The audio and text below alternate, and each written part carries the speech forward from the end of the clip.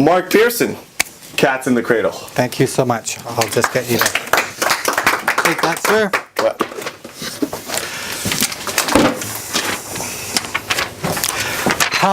How many of you here have a cat? I don't see anyone. That sounds like I'm about it. Well, this is a story about how I went from not having any cat to now having 2 cats. Full disclosure, over the years, I have had cats. The problem is, it's really not been my choice. They end up at my place as guests, and pretty soon it seems they're on the lease. For example, my mother, about 8.5 years ago, said to me, "Mark, would you look after Pebbles, her cat, for about 3 months?" That 3 months turned into about 8 or 6 years. That was the longest 3 months of our life. Now, Pebbles was a very sweet gray and white tabby who, if you patted her on the back, would start meowing and rolling around and trying to get so much attention, you would end up laughing like crazy about it yourself. She was a great cat, easy to get along with, and I didn't mind having her a bit. As we all know, pets, they become part of your family, and that's how Pebbles became. After 6 years, Pebbles was 18 years old. And that's when I noticed she started to become very weak, could not keep her balance, and could not eat. She wasn't really sick, she just got old. I brought Pebbles to the veterinarian, and she looked at her and at Pebbles and said, "Well, the thing about it is she doesn't have a great quality of life, and it's not going to get any better." And I had to make a decision.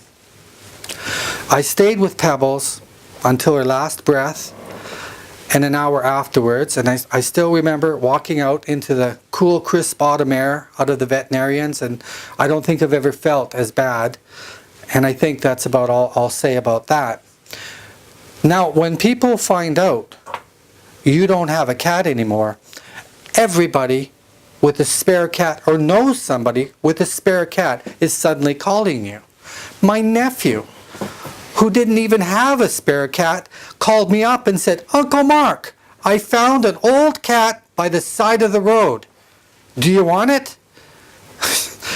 Why would I want a cat you found by the side of the road? Why are you even calling me for this? And I can't help but think that this poor cat was probably on its way home when he snatched it off the road. This poor cat is a kidnap victim. Actually, more like a catnap victim.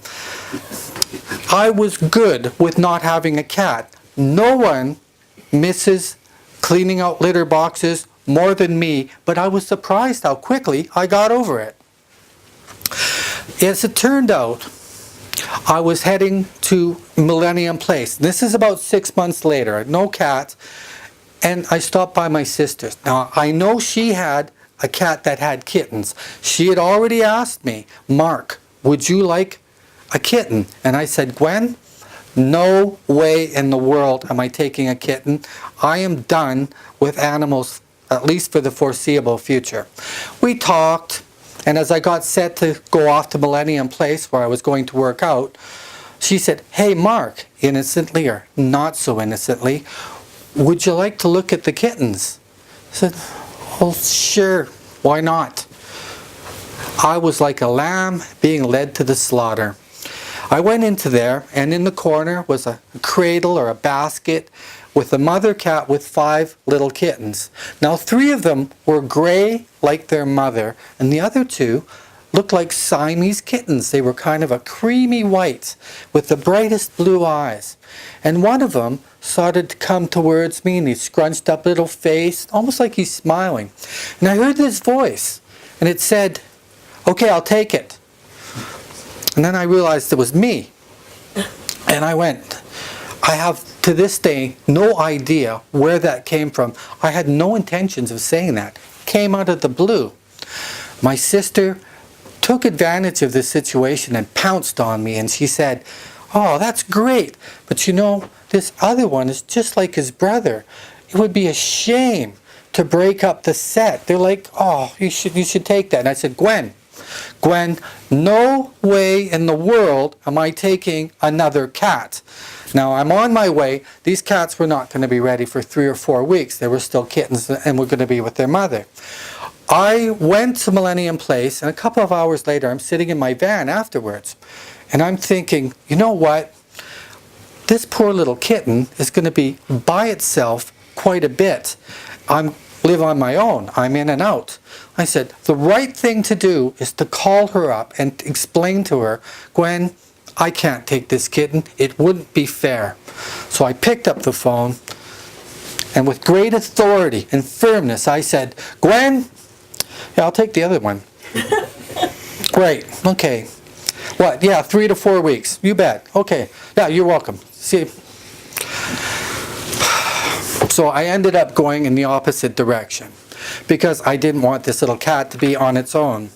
So as it turns out, fast forward now, it's been 2 years since I've taken those 2 cats. Now they look a lot alike, but they couldn't be different in personality.